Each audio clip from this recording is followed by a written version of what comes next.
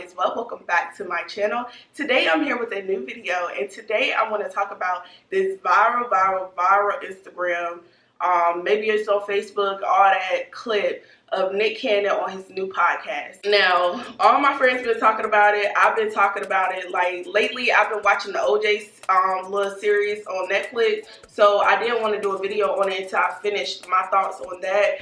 But yesterday I took the time out because on Instagram when I seen it, I was like, yes. And then when I went onto YouTube to see the whole dialogue and just to look at the whole picture, I was so disappointed. And the thing is that I'm so used to being disappointed when black men talk about the white women versus black women topic, because black men always disappoint when it comes to that. And I'm sorry to say that, but it is what it is. Now, I want to keep in mind, and I want everybody to know, these videos are not to get black men's validation. I could care less. Like, I don't care.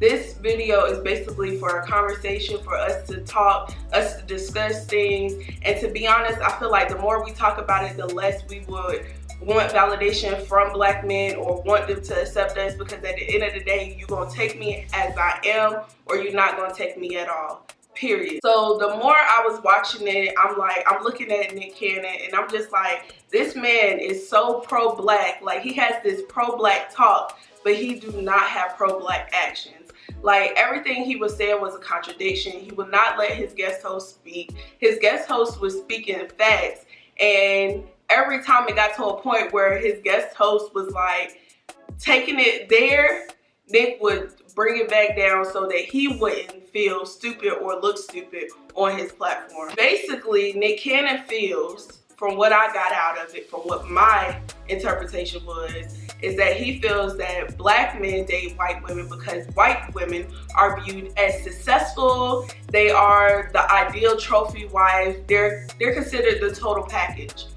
And to be quite honest, like, you know, I feel like that whole concept or that whole thing, maybe Leah 2 years ago or Leah a couple of years ago when I did my first, like, you know, being a dark-skinned girl videos and stuff like that, I probably felt that way. But the more and more that I research, or the more and more I read, or the more and more I start to learn about myself and learn about people around me, that's the narrative that black men keep trying to create to make themselves feel better. That's the narrative that the media or whoever wants to portray to make themselves feel like it's not self-hate. Because that is not true.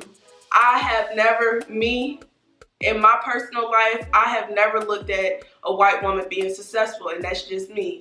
And and this is not no racist type stuff or nothing like that. I was raised in a very diverse city because Fayetteville is the military town. It was very diverse. But my orthodontist was a black woman. My doctor was a black woman. My principal was a black woman. My pastor, the first lady, was a black woman. Like, I've always viewed and looked at black women as strong, successful, and the ideal wife. That I've always viewed that. And, you know, let's separate the media and what they're trying to portray, and let's think about real life.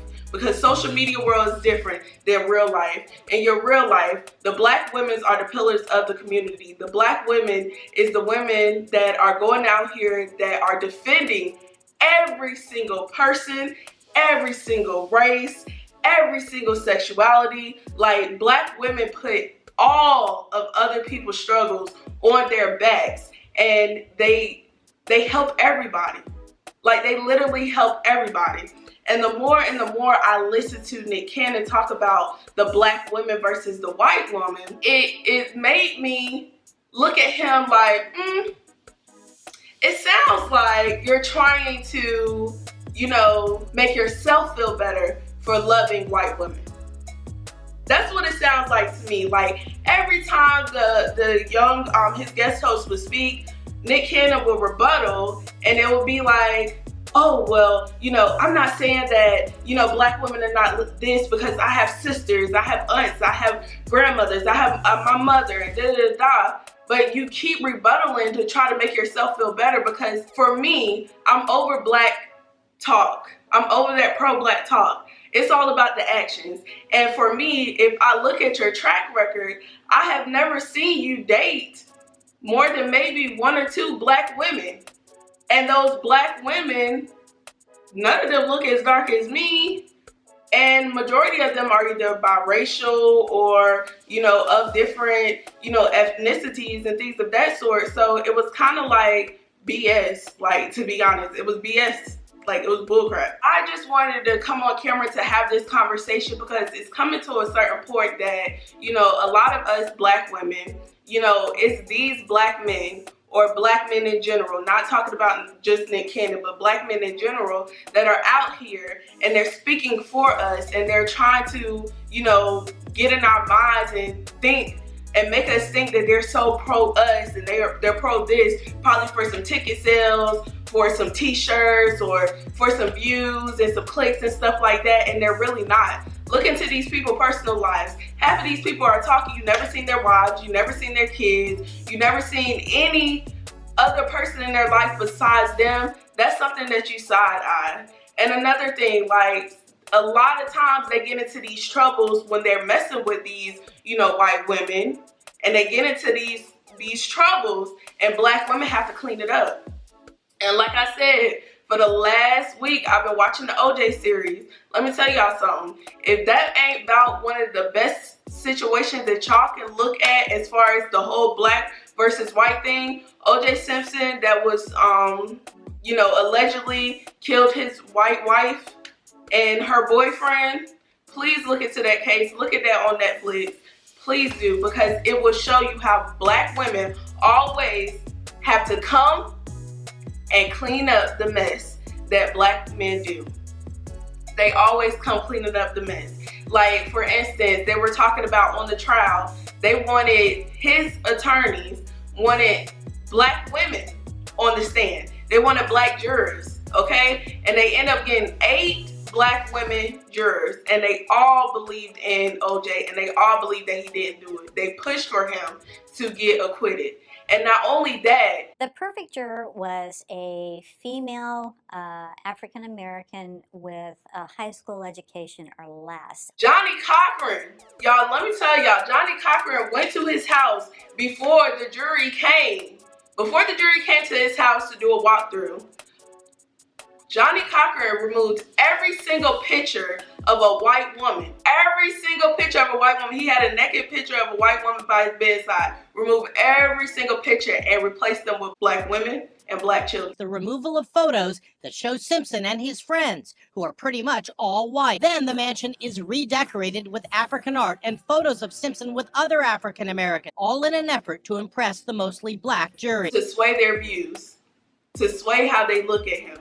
And it's so crazy because on the other side, like the prosecutor side, they had the black man up there, and I forget his name, but when he said something that was so, profound to me, and he was talking about, y'all trying to make it seem like this black man loves and fight for his people, when as soon as he get a little money, he dropped them off and went to the thing that he thought was best, to the thing that he thought was closest to right. And I was like, that's some real stuff. I'm gonna try to insert clips in here, but I was just like, we gotta stop doing that. Like, we gotta stop doing that. Stop fighting for people that ain't fighting for us. Like, for real. Open your eyes to these certain situations. Open your eyes to see, like, the real picture and what's really going on. And I've been wanting to talk about this because for the last couple of years, it's been these black men on social media, and they have just been robbing black women blind, and you guys are not seeing it. Like, it's these relationship doctors, these relationship people, they're coming out here and they telling black women, oh, you need to love your king, you need to do this. They trying to give y'all relationship advice. They trying to tell y'all about y'all single lives and stuff like that. You don't know what his family look like. You don't know his life. You don't even know anything from his past. He just coming up here telling you what you want to hear, and he nice looking. You got men out here faking that they natural and stuff like that. Faking that they got black wives and faking that they got a black child when it's not even their dang on child. It's not even his wife. And he out here selling y'all $400 hair products. And y'all buying it. and he got the hair products at Trader Joe's. Like, these black men are out here robbing black women blind, but it's like we want acceptance from them so bad. And I'm at the point where I don't care. Like, I really, I don't care. And for black men to sit on camera and say that white women are looked at as success, that's a slap in the face to me, because that's the narrative you want to create, and I'm tired of people creating that narrative. If I ever said that before in my past, like, Lord knows I've grown up, because I had to sit back and reflect on my life. I ain't never ever had no white woman come rescue me. And y'all, this is not about racism. This is not about racism. This ain't about racism. But I'm speaking as a black girl growing up into a black world as a black woman. Like, every single prominent person in my life has either been a black woman or a strong black man. Y'all, we got to let the media stop conditioning our minds. They're conditioning us to make us feel like this stuff is true, and it's not. It's not true. Nobody is looked at as better. Like, nobody is the superior to me. I will not let that be no narrative to me. Ain't nobody more successful than me. Like, period. Like, I'm so tired of hearing that. Like, they are controlling our minds, and we are one of the only races that let them control our minds like that. We putting that out there for Nick Cannon to be so pro-black as he say he is, for him to even say that they're looked at as this. And then I look into the comments and I see so many black women saying, yes, preach, yes, preach. No, that's not a preach. Because for you to feel like that another person is more successful to you, another person is more classier than you or have more dignity than you, and they can take your men, that says a lot about you. And it's not the truth. It is. Can we stay home tonight? Try something new tonight. Hey, this drink got me feeling right.